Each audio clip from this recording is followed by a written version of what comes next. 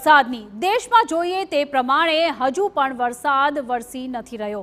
21 જૂન આવી ગઈ, પરંતુ હજી સુધી ચોમાસું તેના અસલી મિજાજમાં નથી જોવા મળી રહ્યું। જો કે દેશના કેટલાક રાજ્યોમાં મેઘરાજા મન મૂકીને વરસી રહ્યા છે। આ દ્રશ્યો છે કર્ણાટક, મહારાષ્ટ્ર, ઓડિશા અને હરિયાણાના, જ્યાં ચારેય રાજ્યના અલગ અલગ શહેર બેંગલુરુ, થાણે, અંબાલા અને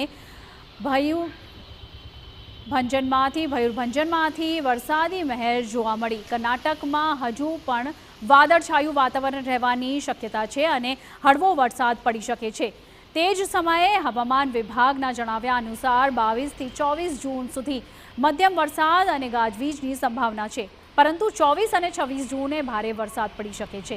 તો બીજી તરફ મહારાષ્ટ્રના મુંબઈ, પુણેમાં પણ હળવા વરસાદની આગાહી કરવામાં આવી છે। ઓડિશા અને હરિયાણામાં મેઘરાજાએ મહેર વરસાવી હતી। હવામાનમાં આવેલા અચાનક બદલાવથી બેંગલુરુમાં ગરમીથી લોકોને રાહત મળી છે, તો બીજી તરફ મોટી સંખ્યામાં વૃક્ષો પડી જવાને કારણે ટ્રાફિકને પણ અસર થઈ છે। હવામાન વિભાગના જણાવ્યા અનુસાર ચોમાસું આગામી થોડા દિવસો મધ્ય કર્ણાટકમાં આગળ વધવાની ધારણા છે, જેમાં મોટાભાગના જિલ્લાઓમાં હળવાથી મધ્યમ વરસાદ અને ગાજવીજ સાથે વરસાદની શક્યતા છે। મહારાષ્ટ્રના થાણે અને પાલઘર જિલ્લામાં રાતોરાત ભારે વરસાદ પડ્યો હતો। દિવસ દરમિયાન પણ આ જ ટ્રેન્ડ ચાલુ રહ્યો। હવામાન વિભાગે આગામી 24 કલાકમાં મુંબઈ શહેર અને ઉપનગરોમાં સામાન્ય રીતે વાદળછાયું આકાશ અને મધ્યમથી ભારે વરસાદની આગાહી કરી છે। થાણે શહેર અને જિલ્લામાં ભારે વરસાદ પડ્યો હતો। સવારે 8:30 વાગ્યા સુધીના 24 કલાકના સમયગાળામાં શહેરમાં 35.51 મિલીમીટર વરસાદ નોંધાયો હતો। તો આ તરફ ઓડિશામાં ચોમાસું ફરી સક્રિય થયું છે।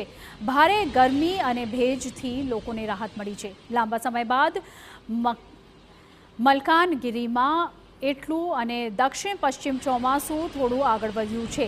ચોમાસું કોરાપટ્ટુ, કાલાહાંડી, ગંજમ, ગજપતિ જિલ્લાને સ્પર્શી ગયું છે। જો કે વરસાદનું પ્રમાણ વધ્યું નથી, પરંતુ વાદળછાયા આકાશે ગરમીમાંથી થોડી રાહત અપાવી છે અને ચોમાસાની અસરને કારણે રાજધાનીમાં ભુવનેશ્વરમાં પણ હળવો વરસાદ થયો છે। આગામી 2-3 દિવસમાં ઓડિશાના કેટલાક વધુ જિલ્લાઓમાં ચોમાસું સક્રિય થવાની સંભાવના છે।